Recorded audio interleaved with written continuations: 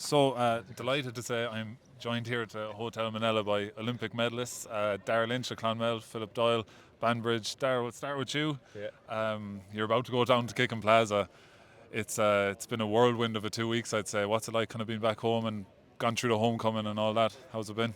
Um, yeah, we went to that homecoming in Dublin, but I think it was more about Kelly and them, so we just got up on stage, said a few words at that. But yeah, I think tonight's a big one, the Clonmel homecoming. I saw the crowds after the final, so hopefully it'll be another big crowd here tonight and get to celebrate with all the Clonmel support. Like the last 2 weeks, it's 2 weeks I think tomorrow since the Yeah, Olympic yeah, final. Like I'd say it's been a bit of a blur, but yeah. Doesn't feel your like your 2 weeks ago. first Olympics. Talk me through these last 2 weeks. What's it been like? So we finished, and I'd say about 10 days of the last 2 weeks I've been in the Irish House, which was just an Irish pub over in Paris, and and the days flew by. You just have so many people, Irish fans over there, just all come up to you, chatting to you. Yeah, it was a lot of fun, and even just all the international, like all the different countries would be coming into the Irish because it's so much fun and Mm. just hanging out with us, and yeah, loved it over there, loved it. But it's obviously good to be home now. I think we've had enough at this stage. Yeah, yeah. There's only so much you can Yeah. do, and O'Sullivan's over there. And But then they're like, "What are you doing back here?" I was there every night. Philip, I'll move to yourself. This is your second Olympics, but really Tokyo, I'd imagine a different vibe altogether. No fans, no support. Did that experience in Tokyo help coming in, that you knew what an Olympic final or Olympic rowing event was going to be like? Did that give you help coming into this one? I think it gave me massive help, as in I knew how much it would take to perform at the Olympics. Yeah, Even though you're racing against the same crews you always race against, it's everyone's at the next level. So you have to take it up. You have to be consistent and you have to put the performance out there every single race. And we always said we usually are a bit slow at the start of the regattas and then get better and better and better as they go to the end. We over the last few weeks before the Olympics, we were like, God, we're going to have to hit the first one hard. So we tried to change our tack to hit the first of every session, the first of yeah. everything, the hardest, the hardest, the hardest. And it paid off for us then. We got through the heat, got through the semi, and then we had a good final. But yeah, like the experience in Tokyo just really rang home how much it means to come away. We come away from every regatta, and you come away with a medal or not. We've come away with 5 medals out of 6 regattas, and the world doesn't change. Yeah. Nothing changes. But when you come home from the Olympics with a medal, there's a huge response. So it means more to bring that medal home than any other. And I knew we had it in us, so it just meant so much to actually have it in the pocket in the plane. Yeah, no, it's been unreal looking on. But like Dara, for yourself, even I remember the day of the final and doing a bit of research into Tipperary Olympians and that, and it was 92 years since Tip had an Olympic medalist. Were you aware of that at all on the day of the final? Were you thinking about anything like No, that? and I wasn't aware of what was going on back home either. So, yeah, I really didn't think, because rowing is like a small sport, so it doesn't get much coverage because we only have 2-3 races max a year. So, and then when we do race, you get your medal, and yeah, as Phil was saying, like nobody knows. So we were kind of used to that, and then just we finished that Olympic race, and just everyone there was coming up for pictures. Like all the Irish support were just buzzing, and like getting all these messages from people that you knew from about 20, like when you're like 5 in school or Yeah. something. Like yeah, it was mad. So it's just crazy, like how much an Olympic medal like means to people, but also yeah, obviously it's the toughest one to get, and it is the pinnacle of rowing. Like there are some sports where you have the competitions all the time, but in rowing, the whole 4 years, like your 4 years of training is all aimed at the Olympics. So like everyone is going to be at their best, and yeah, it's tough to be there with them. And yeah, thankfully we were there for And when it mattered. Yeah. do you know when, like with Olympic sports like that, like when they're so geared Yeah. towards the Olympics, on that morning at the Olympic final, I think you were a little bit sick Yeah. in that morning. But in terms of pressure, like, did you wake up feeling different that morning or anything like that? Was there butterflies in the stomach kind of thing? Yeah, but like you couldn't eat your breakfast. Like even just the whole week, because we started off very well and we knew we were in a good position. So that almost put a bit more nerves on the whole thing.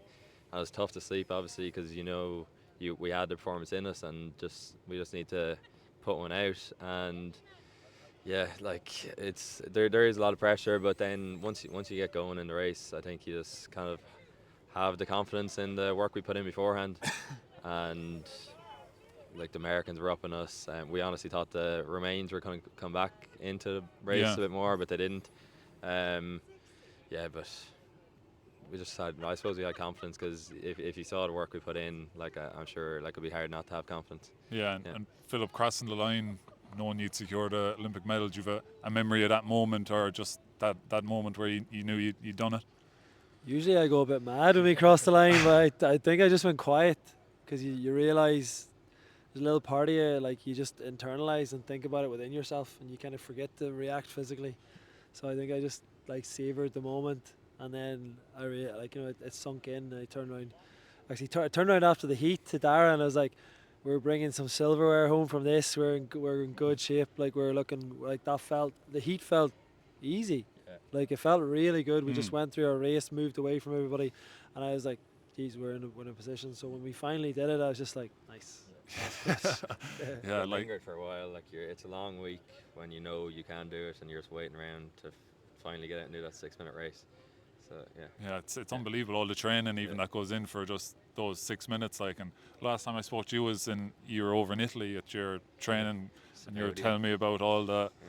how difficult the training was and all that. And even Philip, you're like, I don't know how you do it in terms of being Olympic rowers and like doctors and things like that yourself, Paul O'Donovan. I think you might even be going down that route in terms of medicine. Like, it's obviously a massive commitment, like, to get to the level that you're at. It is, and it's probably, I'd say, up there with one of the most miserable sports to train for. But especially as we only have 3 real international competitions that we attend. There's 5 totally, but they're actually they're not spaced out well.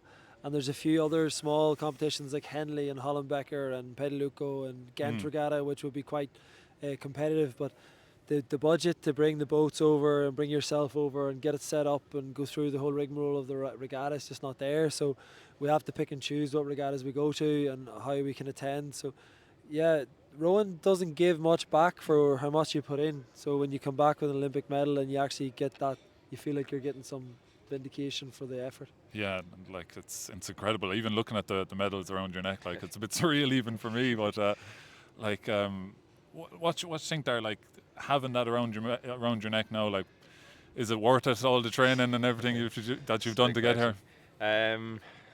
Like if I were to say, I think you'd have to enjoy training for it to be worth it, really. Like if you're gonna do like whatever sport just for an Olympic medal and you hate every minute of it, I wouldn't say it would be worth it. But like you definitely have to, like obviously most of the training sessions we do, you're a bit like, I don't really want to do this, but then there is obviously just the moments where you really do enjoy it, where you're out in the water rowing really well, or you're just on the rowing machine and like you're in like a really good, like you're in the zone, like listening to music, like and those moments obviously you really enjoy. And I think if you didn't have those, I wouldn't say it would be worth it. But if you enjoy like the bits of training, I would say it's worth it. Yeah. But it's obviously a lot of work, and you just have to weigh it up. You were Like telling you don't me have about you don't have much of a life. You're kind of, people want to do something, you're just, it's not even that you can't, it's just like you're too tired to even go out with people to meet them. Yeah, it's nice. It's like a good insight to know that side, that it's not all rowing down the River Seine, winning the bronze every day of the week, like, you know. And you're not picking up 200k a year for your troubles. You know, the first year Dara, his funding didn't kick in for 3 months ago. like only until 3 months, like genuinely.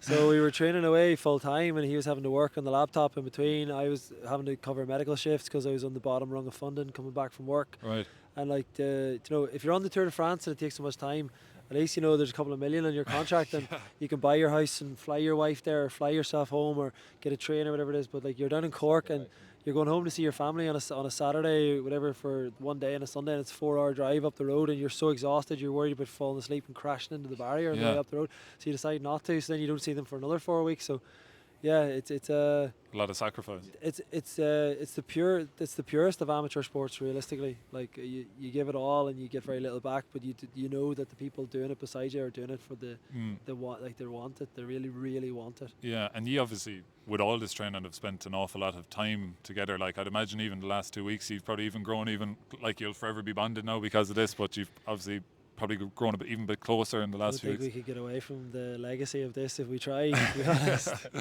And yeah, just on the race itself, like when you're coming down that last minute of the race, I think there was something like 20,000 people or something like Yeah. that there. Like, could you hear? Were you aware of that during the race, or could you even get time to think? It was a much different experience to your usual regatta, because we were at the World Cup 3 in Poznan, and I'd say there were about like 20 people in the crowd. But then yeah, it's just a weird feeling coming down. It kind of felt like the whole like lake kind of enclosed over the boat, and yeah, it was like the noise is crazy, because obviously the amount of Irish fans in the crowd too were all shouting for us. And yeah, but I suppose when you're coming into the finish, thankfully you're kind of on such like on the limit that like everything starts shutting down a bit. So yeah, you're kind of just muscles are burning, lungs are burning, and that stuff kind of goes out of the way. But obviously, yeah, you still do notice it and gives you a bit of a boost. And you're at the back of the, like I've never rowed a race in my life, but you're at the back of the boat. You're given. Are you the one given directions or instructions, or how does that work? Yeah, like you give the odd call, but we'd have practiced the calls like when we'd start. And what would they be to? Like to bring up the stroke rate, try to Right. get the speed up going for the sprint. But like the amount of times we have done race type training over the last 4 weeks, it kind of just became second nature. So even if the crowd was too loud for Phil to hear me, like we still knew exactly what we were going to do and when we were going to do it, and just the instincts too. Like we knew the Americans were up on us longer than we really expected, and it is an Olympic final, so we thought like maybe they do have something special for this final. So the doubts do creep in a bit, and like just instincts, and we kind of went a bit earlier than we normally would. We kind of started to take it up with 600 to go rather than like 400 or 500 to go. Yeah, because I remember the post-race interview, you had mentioned that you made a mistake, but like for the people watching on, like what was the mistake that you made in your head, or was it even a mistake looking back? It's a couple of strokes from the line, we just were pushing and we could feel the Dutch, and I thought I had it somewhere else to go to take it up again, and I went up again, and then we started going towards the buoy line, and then I decided I was going to change the direction of the boat completely by myself, and nearly the blade nearly got stuck in here, but we managed to get it going and get back up to speed and then like another stroke. So when we'd done enough to pull away from the Americans at that stage, but I think we got a bit greedy, maybe thinking we could come through the Dutch. But to go through that calibre of boat with such a little time left, sure we could have closed the gap a bit more, but I think the medals were sorted at that stage. But you do think back to that moment, and the night before a race, you've done it so many times, but you always think, don't mess up. You're like, you kind of think, what if I get there in the morning and I can't do it, or I forget how to row completely. So that you do go over that moment in your head, but it's nicer to go over that moment in your head with a medal around your neck than in a fourth or a fifth position. Yeah, very much so. In Tokyo, like the amount of boats that were, because it was wavy, so like those kind of mistakes creep in a lot more when it's wavy, and the amount of boats in Tokyo that were like big favourites or like coming into the line about to win, and then or gets caught in the water and they throw it all away. Yeah, so at least we're Italian men's quad went from silver to fifth. GB men's 4 went from gold with like 150 metres to go and crashed the thing into the side nearly took out the Italians. He got bronze. It's nuts. But you have those medals around your neck. No one can ever take them away from you. Now that this is in the bag, you've had these last kind of couple of weeks, medals are around your neck. Is there a no comment. Is there a incentive to like really go after LA, or like what's that thought process now? Are you even looking ahead or just trying to soak it in, or where is that in your mind now? Yeah, like it's a long 4 years. I like as I said, it's all built around the Olympics, so there's definitely there's crews who, so like the World Championships will be the next big event really, which will be September 25. Right. And there'll be crews who show up there, get medals and stuff like this, think they're heroes, and then come the year before the Olympics and the Olympic year, like they'll just be like C final, like just way out of pack. It's like people like kind of just get into it a bit too early sometimes, and it's good to, like, I suppose you can do, like, it's not always a bad thing to be winning that early, but like it's not, you're not in a huge rush to get back to it so soon.